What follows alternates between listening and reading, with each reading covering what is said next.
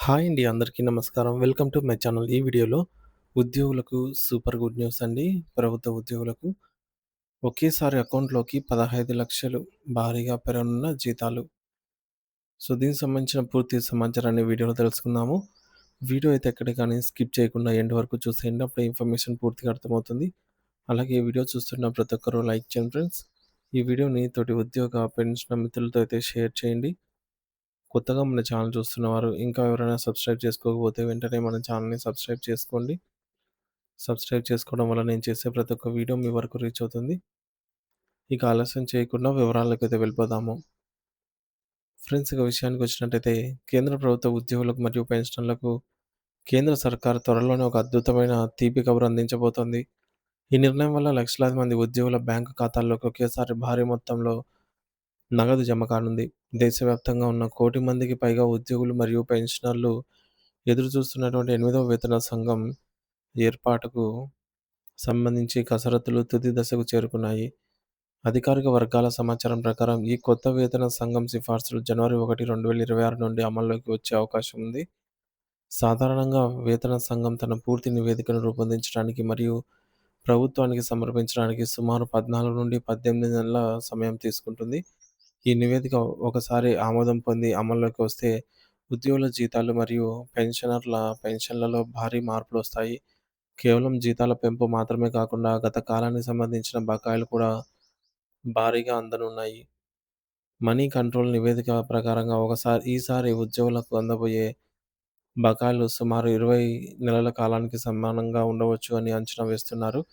ఈ బకాయిల మొత్తం అనేది ప్రతి ఉద్యోగి పొందే ప్రాథమిక వేతనం, వారి వేతన స్థాయి మరియు ప్రభుత్వం నిర్ణయించే ఫిట్‌మెంట్ ఫ్యాక్టర్‌పై ఆధారపడి ఉంటుంది. ప్రాథమిక అంచనాల ప్రకారం ఒక్కో ఉద్యోగికి వారి స్థాయిని బట్టి కనిష్టంగా 3.6 లక్షల నుంచి గరిష్టంగా 15,00,000 రూపాయల వరకు వచ్చే అవకాశం అయితే ఉంది. ముఖ్యంగా అధిక బేసిక్ వేతనాన్ని పొందే ఉద్యోగులు అంటే నెలకు 50,000 కంటే ఎక్కువ ప్రాథమిక వేతనం ఉన్నవారు ఈ పెరిగిన వేతనాల ద్వారా మరియు బకాయిల ద్వారా అత్యధిక ప్రయోజనం పొందనున్నారు. తక్కువ వేతన స్థాయిలో ఉన్న ఉద్యోగులను పరిగణనలోకి తీసుకుంటే ప్రస్తుతం 18,000 కనీస వేతనం పొందుతున్న వారికి కూడా 3.6 లక్షల నుంచి 5.65 లక్షల వరకు భారీ మొత్తం ఒకేసారి చేతికి అందే ఛాన్స్ ఉంది. ఇక నెలకు రూ. 47,600 బేసిక్ పే ఉన్న ఉద్యోగుల విషయానికొస్తే వారి బకాయిలు మొత్తం దాదాపు 15,00,000 మైలురాయిని చేరుకోవచ్చని ఆర్థిక నిపుణులు విశ్లేషిస్తున్నారు.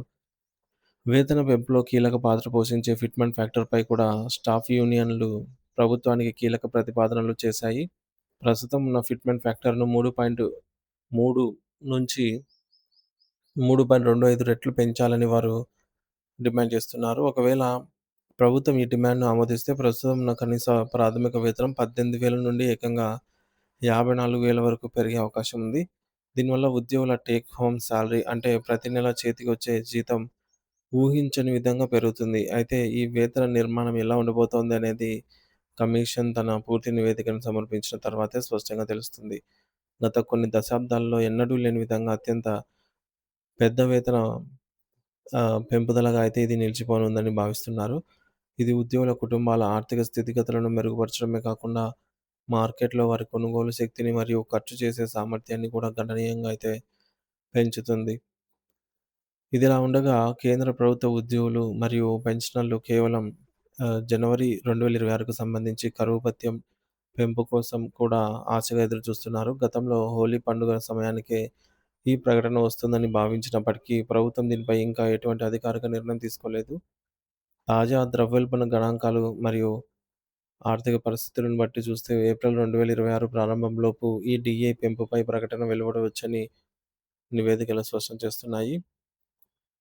ప్రభుత్వం ఎప్పుడు నిర్ణయం ప్రకటించినా సవరించిన ఈ డీఏ జనవరి 1 నుంచి పాత తేదీలతో అమల్లోకైతే వస్తుంది. అంటే ఉద్యోగులకు పెరిగిన డీఏ బకాయిలు కూడా వర్తిస్తాయి.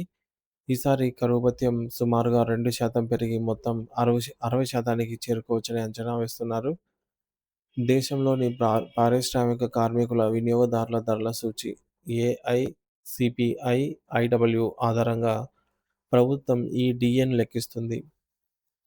డిసెంబర్ 2025 నాటికి అందుబాటులో ఉన్న డేటా ప్రకారంగా సిపిఐ ఐడబ్ల్యూ ఇండెక్స్ 148.2 వద్ద స్థిరంగా ఉంది. మరి ఏడో వేతన సంఘం సూచించిన ఫార్ములా ప్రకారంగా లెక్కలు వేస్తే ఉద్యోగుల డిఏ సుమారు 60.34% చేరుకుంటుంది టోటల్‌గా. సో, దీనివల్ల దేశవ్యాప్తంగా ఉన్న దాదాపు 1,00,00,000 మందికి పైగా కేంద్ర ప్రభుత్వ ఉద్యోగులు మరియు పెన్షనర్లు డిఏ మరియు డిఆర్‌ఎస్ రిలీఫ్, డిఏ, డిఆర్ సవరింపుల ద్వారా నేరుగా లాభమైతే పొందుతారు. ఇది పెరిగిన ధరల నుంచి ఉద్యోగులకు ఎంతో ఉపశమనాన్ని కలిగిస్తుందని చెప్పవచ్చు. మరియు వారి ఆర్థిక భవిష్యత్తుకు భరోసానైతే ఇస్తుంది.